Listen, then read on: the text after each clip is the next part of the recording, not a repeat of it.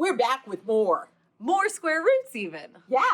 What are we doing now? So this time we're going to talk about numbers that are not perfect squares. So remember a couple of videos we talked about 9 was a perfect square, 16 was a perfect square. Right. And then last time we showed you how to do square roots. But now we're going to do something super weird. We're going to look at numbers. When you take their square root, you don't get a nice pretty answer. Okay? So we'll show you an example.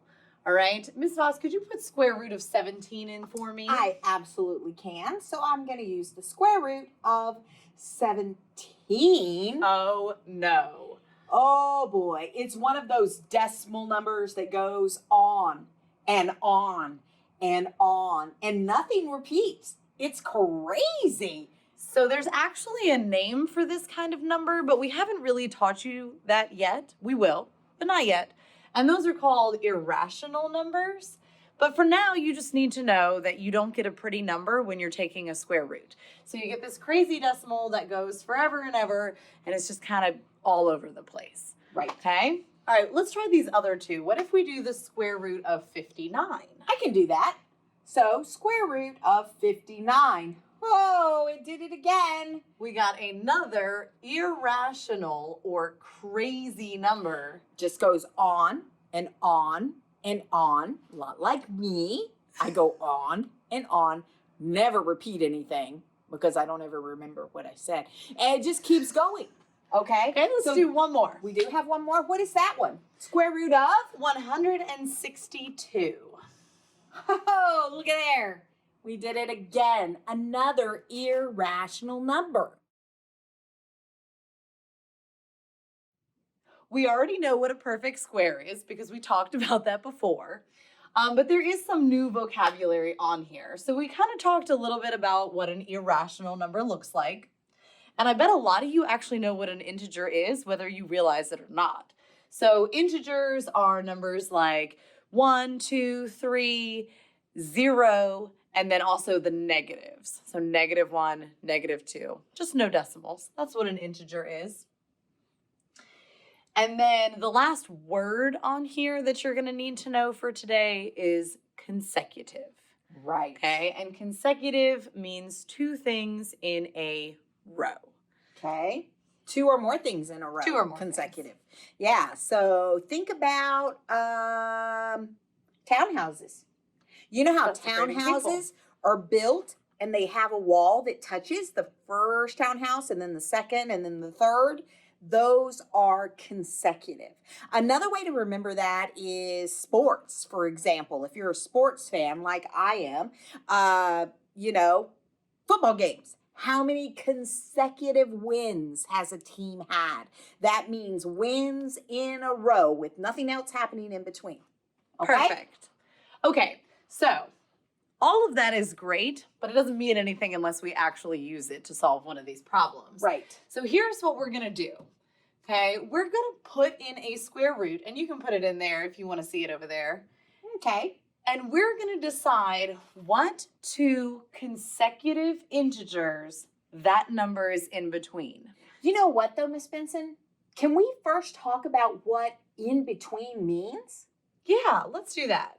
Do you have an example? I do have an example. I have an example, too, but you go first. Here's my example. Tell us about this example. Okay, so in this example, there is an orange block that is between a yellow block and a purple block. That is correct. correct. Do you have an example? I do. Here you go. In this example, the purple block is in between the orange block and the yellow block. Okay? So in between means there's something to the right and to the left, and that between thing is in the middle. Okay, so that's what we're doing here. Miss Voss has put this square root into the calculator for us, and we got a decimal, and we have to decide what two numbers 5.385 is in between on a number line, which we conveniently have right here. That's very convenient. That star there is pretty awesome too. So this star shows us roughly where 5.38 would be. It's in between 5 and 6. Okay, so we would say that 5 is less than the square root of 29, which is less than 6. And there are a couple of different ways to write these answers. So we'll probably go through a whole nother example with you guys just to show you. But what this says is the square root of 29 is between 5 and 6. Absolutely. Okay? All right, so let's look at an example. You've got this, guys. Let's make this look a little bit easier for you. We'll do the first one with you, and then y'all can do the second and third without us. And then they can come back and check their answers. Yep. Sounds great. So let's do that first one. That is the square root of 34. When I put it in my calculator, I get 5.83, let's say. Okay? And the numbers keep going, but that's where we're going to stop. All right? So we're going to look at that and say, what two integers is 5.83 between? Well, the best way to start in my example is to start with the number that's in front of that decimal, because you know it's definitely between 5 and what integer comes next after 5? 6. It would be 6. So you set that right there. So the square root of 34 is between 5 and 6. Of course, we can also write it in the very technical mathy way, which says 5 is less than the square root of 34, which is less than 6. Not too hard, okay? So use what you've learned previously on how to put those square roots into your calculator. Go ahead and finish up these two examples and then come back and check your answer.